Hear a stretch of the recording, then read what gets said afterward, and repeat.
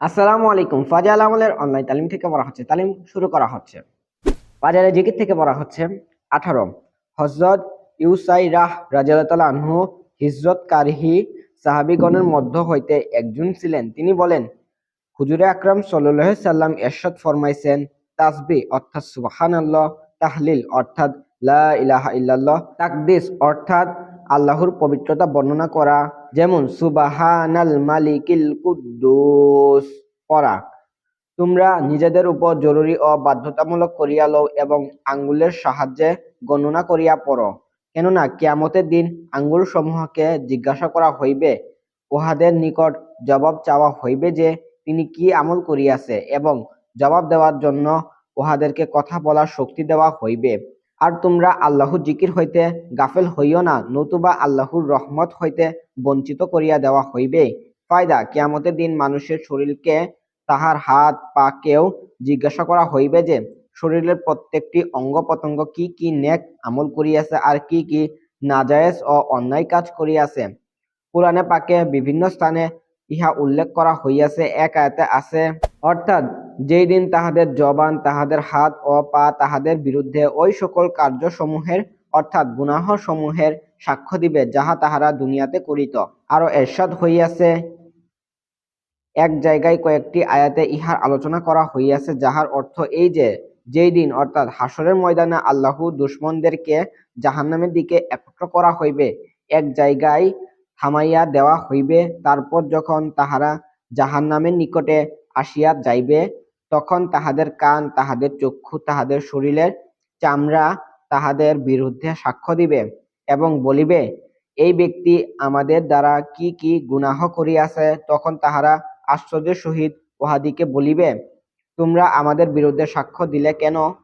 আমরা তো দুনিয়াতে তোমারই ভোগবিলাসের জন্য গুনাহ করিতাম। ইহারা জবাবে বলিবে, আমাদেরকে সেই পবিত্র আল্লাহ তাআলা কথা বলিবার শক্তি দিয়াছেন, যিনি দুনিয়া সবকিছুকে বাকশক্তি দান করিয়াছিলেন। তিনি তোমাদেরকে প্রথমবার পয়দা করিয়াছিলেন এবং আবার তাহারই নিকট তোমরা ফিরিয়া আসিয়াছ। হাদিস সমূহে এই সাক্ষ্য দেওয়ার বিভিন্ন ঘটনা বর্ণিত হইয়াছে। এক হাদিসে আছে, কিয়ামতের দিন কাফের ব্যক্তি নিজের বদ আমল সমূহ জানা সত্ত্বেও অস্বীকার করিয়া বলিবে যে আমি গুনাহ করি নাই। তখন তাহাকে বলা হইবে, তোমার প্রতিবেশী তোমার বিরুদ্ধে সাক্ষ্য দিতেছে। সে বলিবে, তাহারা শত্রুতা করিয়া মিথ্যা বলিতেছে। পুনরায় বলা হইবে, তোমার আত্মীয় স্বজন সাক্ষ্য দিতেছে। সে তাহাদেরকেও মিথ্যাবাদী সাব্যস্ত করিবে। অতঃপর তাহার অঙ্গ প্রত্যঙ্গকে সাক্ষী বানানো হইবে। এক হাদিসে আছে, সর্বপ্রথম পুরুষ সাক্ষ্য প্রদান করিবে যে কি কি অন্যায় কাজ তাহার দ্বারা করানো হইয়াছিল। এক হাদিসে আছে, পুলসিরাতের উপর দিয়া সর্বশেষ যে ব্যক্তি পার হইবে সে এমন ভাবে উঠিয়া পড়িয়া পার হইতে থাকিবে, যেমন ছোট বাচ্চাকে পিতা যখন মারিতে থাকে তখন সে কখনো এদিক কখনো ওদিক পড়িয়া যায়। ফেরেশতারা বলিবে, আচ্ছা, তুমি যদি সোজা চলিয়া পুলসিরাত পার হইয়া যাইতে পারো তবে কি তোমার সমস্ত আমলের কথা বলিয়া দিবে? সে ওয়াদা করিয়া বলিবে, আমি সবকিছু সত্য সত্য বলিয়া দিব। এমনকি আল্লাহ তাআলার ইজ্জতের কসম খাইয়া বলিব যে আমি কোনোদিনই গোপন করিব না। ফেরেশতারা বলিবে, আচ্ছা, সোজা হইয়া দাঁড়াও এবং চলিতে থাকো। সে অতি সহজে পুলসিরাত পার হইয়া যাইবে এবং পার হওয়ার পর তাহাকে জিজ্ঞাসা করা হইবে যে, আচ্ছা, এখন বলো।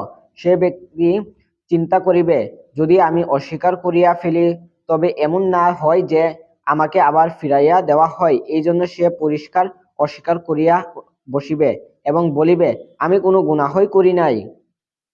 ফেরেশতারা বলিবে, আচ্ছা, আমরা যদি সাক্ষী উপস্থিত করি? তখন সে এদিক সেদিক দেখিবে যে আশেপাশে কোনো লোক নাই। সে মনে করিবে যে এখন সাক্ষী কোথায় হইতে আসিবে, সকলেই তো নিজ নিজ ঠিকানায় পৌঁছিয়া গিয়াছে। কাজেই সে বলিবে, আচ্ছা, সাক্ষী আনো। তখন তাহার অঙ্গ প্রত্যঙ্গকে হুকুম করা হইবে এবং উহারা বলিতে শুরু করিবে। বাধ্য হইয়া তাহাকে অস্বীকার করিতে হইবে এবং নিজেই বলিবে যে আমার আরো অনেক মারাত্মক গুনাহ বাকি রহিয়াছে, যেগুলি বর্ণনা করা হয় নাই। তখন আল্লাহ তাআলা ইরশাদ করিবেন, যাও, আমি তোমাকে মাফ করিয়া দিলাম। মোট কথা, এই সমস্ত কারণে মানুষের উচিত অঙ্গ প্রত্যঙ্গের দ্বারা বেশি বেশি নেক আমল করা, যাহাতে উভয় প্রকারের সাক্ষী মিলিতে পারে। এই কারণে উপরোক্ত হাদিসে হুজুর সাল্লাল্লাহু আলাইহি সাল্লাম আঙ্গুলের মাধ্যমে গণনা করার হুকুম করিয়াছেন। এমনিভাবে অন্যান্য হাদিসে মসজিদে বেশি বেশি আসা যাওয়া করিতে হুকুম করিয়াছেন। কেননা এই পদচিহ্ন সমূহ সাক্ষ্য প্রদান করিবে এবং ইহার সওয়াব লেখা হইবে। কত সৌভাগ্যবান ওই সমস্ত লোক যাহাদের জন্য গুনাহের কোনো সাক্ষী নাই, কেননা কোনো গুনাহই করে নাই, অর্থাৎ তওবা ইত্যাদি দ্বারা মাফ হইয়া গিয়াছে। পক্ষান্তরে সৎ কাজ ও নেকির সাক্ষী শত সহস্র রহিয়াছে, ইহা হাসিল করার সহজ পন্থা নয়। যখনই কোনো গুনাহ হইয়া যায় সঙ্গে সঙ্গে তওবা করিয়া ইহা মিটাইয়া ফেলিবে, কেননা তওবা দ্বারা গুনাহ মুছিয়া যায়। যেমন দ্বিতীয় অধ্যায় ৩য় পরিচ্ছেদে ৩৩ নং হাদিসে ব্যাখ্যায় বলা হইয়াছে, আর নেক আমলসমূহ বাকি থাকিয়া যায়, ইহার সাক্ষীও থাকে, এবং যেই সব অঙ্গ দ্বারা নেক আমলগুলি করা হইয়াছে ইহারাও সাক্ষ্য প্রদান করে। বিভিন্ন হাদিসে বর্ণিত হইয়াছে যে স্বয়ং নবী করিম সাল্লাল্লাহু আলাইহি সাল্লাম আঙ্গুলির মাধ্যমে তাসবিহ গণনা করিয়াছেন। হযরত আব্দুল্লাহ ইবনে আমর রাদিয়াল্লাহু তাআলা আনহু বলেন, নবী করিম সাল্লাল্লাহু আলাইহি সাল্লাম আঙ্গুলির মাধ্যমে তাসবিহ গণনা করিতেন।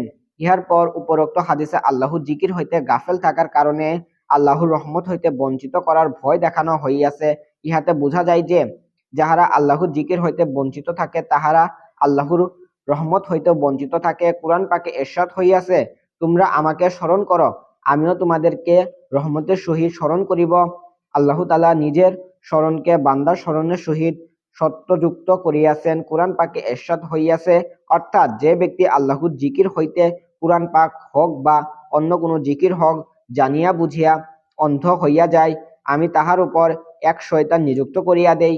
ওই শয়তান সর্বদা তাহার সঙ্গে থাকে, আর ওই শয়তান তাহার অন্যান্য সঙ্গীদেরকে লইয়া ওই সমস্ত লোকদেরকে যাহারা আল্লাহর জিকির হইতে অন্ধ হইয়া গিয়াছে সোজা পথ হইতে সরাইতে থাকে, আর তাহারা ধারণা করে যে আমরা হেদায়েতের উপর আছি। হাদিসে আছে, প্রত্যেক ব্যক্তির সঙ্গে একটি শয়তান নিযুক্ত রহিয়াছে। কাফেরদের সহিত এই শয়তান সর্বাবস্থায় থাকে, খানা পিনা ঘুম জাগরণ সকল অবস্থায় তাহার সহিত থাকে, কিন্তু মুমিনের নিকট হইতে সেই শয়তান কিছুটা দূরে থাকে এবং অপেক্ষা করিতে থাকে। যখনই তাহাকে জিকির হইতে একটু গাফেল পায় তখনই হামলা করিয়া বসে। অন্য এক আয়াতে ইরশাদ হইয়াছে সূরার শেষ পর্যন্ত, ইয়া আইয়ুহাল্লাযীনা আমানু লা তুলহিকুম আমওয়ালুকুম ওয়ালা আওলাদুকুম আন যিকরিল্লাহ। অর্থাৎ, হে ঈমানদারগণ, তোমাদের ধন সম্পদ ও সন্তান সন্ততি এমনিভাবে অন্যান্য জিনিস যেন তোমাদেরকে আল্লাহর জিকির হইতে গাফেল করিয়া না দেয়, আর যাহারা এইরূপ করিবে তাহারাই ক্ষতিগ্রস্ত। আমি ধন সম্পদ যাহা কিছু তোমাদেরকে দান করিয়াছি ইহা হইতে তোমরা আল্লাহর রাস্তায় খরচ করিয়া লও, ওই সময় আসিয়া পড়ার পূর্বেই, যখন তোমাদের কাহারও মৃত্যু আসিয়া হাজির হইবে, আর যখন দুঃখ ও আফসোসের সহিত বলিবে, হে আমার পরওয়ারদিগার, কিছুদিনের জন্য আমাকে সুযোগ দিলেন না কেন, যাহাতে আমি দান খয়রাত করিয়া লইতাম এবং আমি নেক বান্দাদের অন্তর্ভুক্ত হইতাম। আল্লাহ তাআলা কাহারও মৃত্যুর সময় আসিয়া গেলে আর সুযোগ দেন না। আল্লাহ তাআলা তোমাদের আমল সম্পর্কে পুরোপুরি অবগত আছেন, অর্থাৎ যেমন করিবে ভালো অর্থাৎ মন্দ তেমনি ফল পাইবে। আল্লাহ তাআলার এমনও বান্দা রহিয়াছেন যাহারা কখনো জিকির হইতে গাফেল হন না। হযরত শিবলি রহমতুল্লাহ আলাইহি বলেন, আমি এক জায়গায় দেখিলাম একজন পাগল লোককে দুষ্টু ছেলেরা ঢিল মারিতেছে। আমি তাহাদেরকে ধমকাইলাম। ছেলেরা বলিতে লাগিল, এই লোকটি বলে আমি আল্লাহকে দেখি। এই কথা শুনিয়া আমি পাগলের নিকট গেলাম। তখন সে কি যেন বলিতেছিল, খুব খেয়াল করিয়া শুনিলাম। সে বলিতেছিল, তুমি খুব ভালো কাজ করিয়াছ যে ছেলেদেরকে আমার পিছনে লেলাইয়া দিয়াছ। আমি বলিলাম, এই ছেলেরা তোমার উপর একটি অপবাদ দিতেছে। সে বলিল, কি বলে? আমি বলিলাম, তাহারা বলে তুমি আল্লাহকে দেখো বলিয়া দাবি করো। এই কথা শুনিয়া সে এক চিৎকার দিয়া বলিল, শিবলি, ওই পাক জাতের কসম যিনি আমাকে আপন মহব্বতের ভঙ্গাবস্থা করিয়া রাখিয়াছেন এবং কখনো তিনি আমাকে নিজের কাছে আবার কখনো দূরে রাখিয়া উদ্ভ্রান্ত করিয়া রাখিয়াছেন। সামান্য সময়ের জন্যও তিনি আমার নিকট হইতে গায়েব হইলে, অর্থাৎ উপস্থিতি হাসিল না থাকিলে আমি বিচ্ছেদ বেদনায় টুকরো টুকরা হইয়া যাইব। এক কথা বলিয়া সে আমার দিক হইতে মুখ ফিরাইয়া এই কবিতা পড়িতে পড়িতে চলিয়া গেল। তোমার চেহারা আমার চোখে বিরাজমান, তোমার জিকির আমার জবানে সর্বদা উচ্চারিত, তোমার ঠিকানা আমার অন্তরে অবস্থিত, সুতরাং তুমি কোথায় গায়েব হইবে? হযরত জুনাইদ বাগদাদী রহমতুল্লাহ আলাইহি এর ইন্তেকালের সময় কেউ তাহাকে কালেমা লা ইলাহা ইল্লাল্লাহ তালকিন করিল। তিনি বলিলেন, আমি ইহা কোনো সময় ভুলি নাই, অর্থাৎ ইহা ওই ব্যক্তিকে স্মরণ করাও যে কখনো ভুলিয়াছে। হযরত মামশাদ রহমতুল্লাহ আলাইহি বিখ্যাত বুজুর্গ ছিলেন।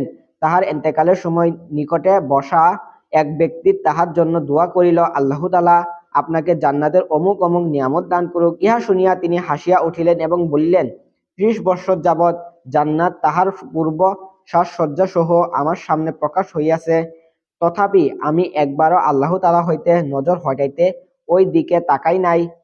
হযরত রুয়াইম রহমতুল্লাহ আলাইহি এর ইন্তেকালের সময় কেউ তাহাকে কালেমা তালকিন করিলে তিনি বলিলেন, আমি এই কালেমা ছাড়া অন্য কিছু ভালো করিয়া জানিই না। আহমদ ইবনে খাস রাভিয়া রহমতুল্লাহ আলাইহি এর ইন্তেকালের সময় কেউ তাহাকে কোনো কথা জিজ্ঞাসা করিলে তাহার চক্ষু হইতে অশ্রু বহিতে লাগিল। তিনি বলিলেন, ৯৫ বছর যাবৎ একটি দরজা ঘরাঘাত করিতেছি, আর সেই দরজা খুলিবার সময় আসিয়াছে, জানি না উহার সৌভাগ্যের সহিত খুলিবে নাকি দুর্ভাগ্যের সহিত। এখন আমার কোনো কথা বলার অবসর কোথায়?